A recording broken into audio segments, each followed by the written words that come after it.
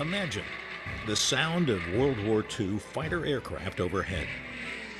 Imagine the exhilaration and apprehension of those training for war, waiting for their time to do their bit. It's easy at the Zephyrhills, Florida Military Museum. From January 1943 until 1944, hundreds of fighter pilots from the Tenth Fighter Squadron were in the air over the small west central Florida town.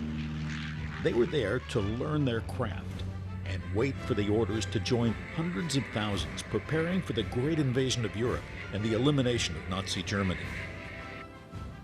The Peashooters, as they called themselves, left Zephyrhills in the spring of 1944, headed for the airfields of southern England. They were there for D-Day on June 6, 1944. This is the original group that was stationed here. This is their picture with all their names. This is a reunion picture back in 1996. All the pictures in here that are black and white are pictures that they had taken in the local area, and a lot of them over there from overseas. They flew in P-40s, that's what they trained in. Then they ended up with P-47s, but they were in D-Day, so they didn't participate in D-Day. But there was only one group that was stationed here, and once they left everything behind. So the buildings were left behind. I'm still trying to hope that there was a P-40 buried out there somewhere, you know?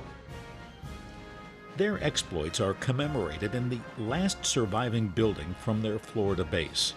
Today, the old dispensary houses a war museum displaying military artifacts and memorabilia from all American wars from the Civil War to Iraq and Afghanistan, as well as special exhibits including vintage aircraft, the role of women in the armed forces, and the war on terrorism. It's only open from 10 to 4 on Saturdays. It's totally staffed by volunteers like Cliff Moffat, who serves as president of the museum. Yeah, the 10th Fighter Squadron, the Peashooters, trained here. They were an organization that was based out of Orlando. And this was just an offshoot for training. So they came over here, they built 30 barracks. They expanded the existing airport that was already here. And after they got done training, they went to Europe, flew P-47s, were over there for D-Day. Zephyrhills, most famous as the home of Zephyrhills Springwater, is located about 20 miles northeast of Tampa. There's no cost for admission, but donations are gratefully accepted. The museum is located on the northwest corner of the airport at 39444 South Avenue. It also hosts special events through the year, especially on and around Veterans Day on November 11.